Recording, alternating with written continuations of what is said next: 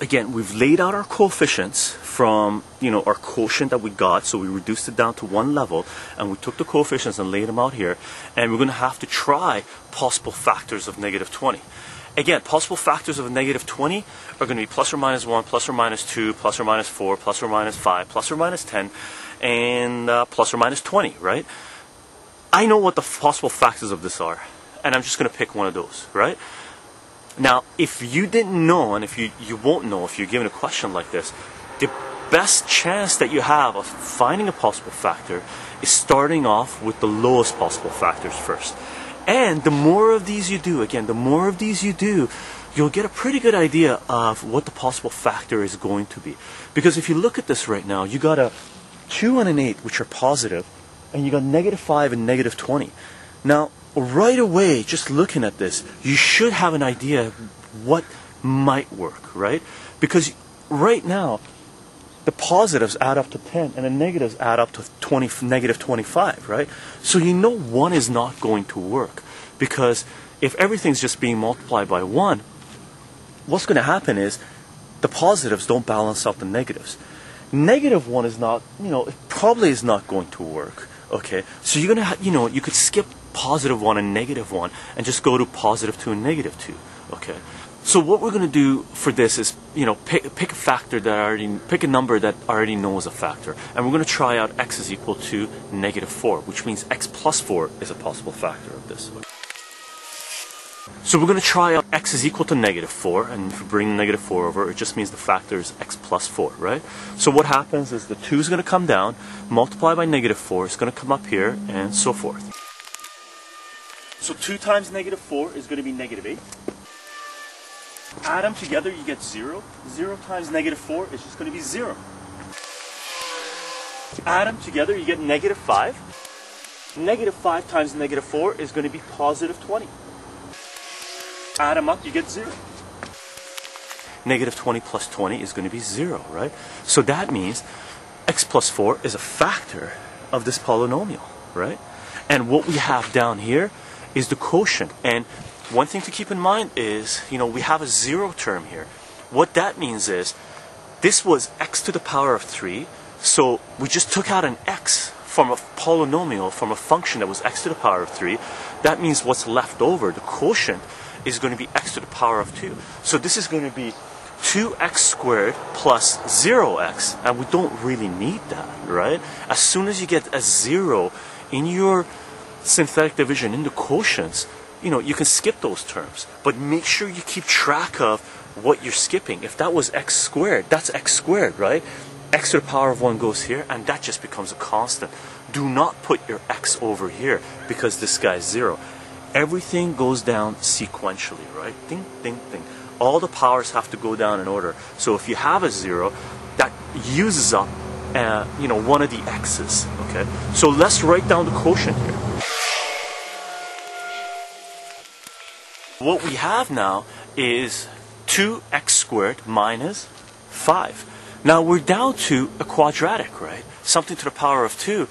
And, it happens to be two things subtracted from each other. So we can factor this using the difference of squares, or we can factor it using the quadratic formula, or we can just solve for this by setting it equal to 0, moving the 5 over, dividing by 2, and square rooting both sides, which is basically what I'm going to end up doing, right? So what you end up doing for this one, you can factor this one right now, and let's just do it over here.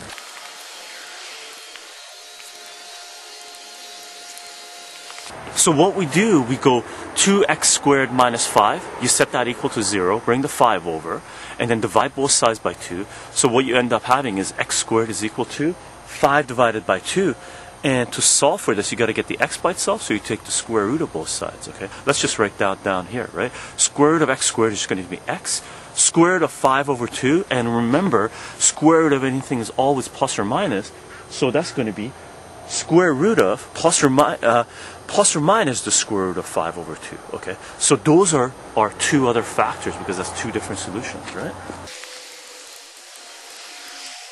So our solutions for that is going to be x is equal to plus or minus 5 over 2. So, going back to our original question where we had, the h of x to the power of 4, the possible factors, or the roots, the zeros, where the h of x, where the function crosses the x-intercept, are x is equal to positive square root of 5 over 2, x is equal to negative square root of 5 over 2, x is equal to negative 4, and x is equal to 3. So there's 4 places where our polynomial crosses the x-axis, okay?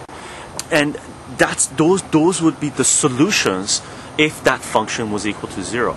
But we asked for it to be, the question would have been, if they gave it to you in the function form, to factor that polynomial, right? So we're going to have to write it down and in its factored form. Now, keep in mind, if we're going to have to write this in its factored form, this is square root of 5 over square root of 2. So we're going to grab the square root of 2, cross multiply up here, and take the square root of 5 and bring it over, right? So I'm just going to write these down, both the factors of it in its factored form. That way we're just going to go to the original function and write down what it looks like in its factored form. Okay. So in its factored form, x is equal to plus or minus square root of 5 over 2. It just looks like this, right? Square root of 2x, and the x is not under the square root symbol, right? Square root of 2x minus square root of 5, square root of 2x plus the square root of 5. Again, the x is not under the square root symbol, okay?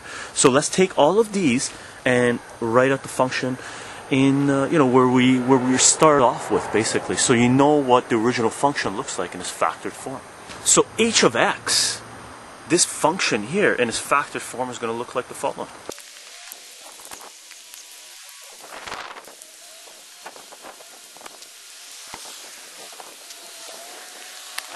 That function up there could be written as h of x could be this guy, x minus 3 times x plus 4 times square root of 2x plus square root of 5 times square root of 2x minus the square root of 5. If you FOILed out this whole thing down here, you would end up with your original function.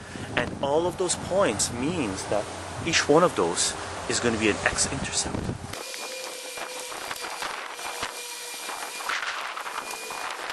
Each one of those points gives you an x-intercept. Okay.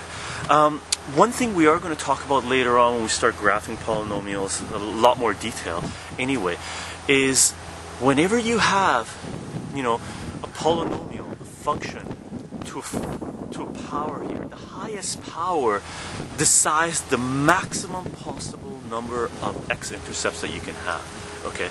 So this was x to the power of 4, and the maximum number of x-intercepts we could have had was 4, and we ended up getting 4, okay?